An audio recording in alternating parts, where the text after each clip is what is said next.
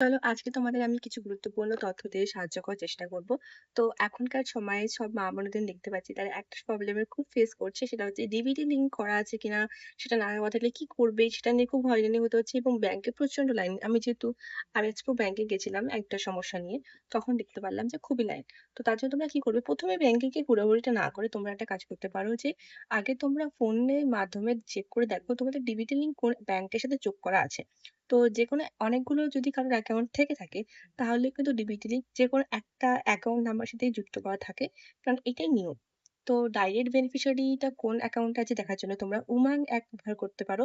উমাং ছাড়াও আর কয়েকটি পোর্টাল আছে, যেমন এনএফসিআই আছে, আর আছে ইউআইডিএআই, যেটা আধারের নাম্বার, সে পোর্টাল নাম্বার, সেখান থেকে তোমরা চেক করতে পারবে। তো তোমরা প্রথমত উমাংটা করতে পারো, এটা খুবই সহজ। উমাং অ্যাপটা তোমরা প্লে স্টোর থেকে ডাউনলোড করবে, ডাউনলোড করে লগ ইন করবে। লগ ইন করে ওখানে তোমরা আধার সিডিং বলে সার্চ করবে, সেখানে তোমাদের অপশন পেয়ে যাবে। সেখানে গিয়ে এনপিসিআই যে ওয়েবসাইটটা যেটা খুলে যাবে, সেখানে গিয়ে তোমরা সিডিং ম্যাপটা চেক করবে, অ্যাকাউন্ট সিডিং ম্যাপ। সেখানে দেখতে পারবে তোমরা তোমাদের ব্যাংক অ্যাকাউন্টটি কোনটার সাথে লিঙ্ক করা আছে। যদি তোমাদের মনে হয় তোমরা যে এখন লক্ষ্মীর ভান্ডার পাচ্ছিলে সেখানে লিঙ্ক করা নেই, তার জন্য কিছু কিছু স্টেপ আছে, সেটা কি করে ফলো করবে তোমাদের আমি নেক্সট ভিডিওতে অবশ্যই কমেন্ট করে বলে দেবো সেটা।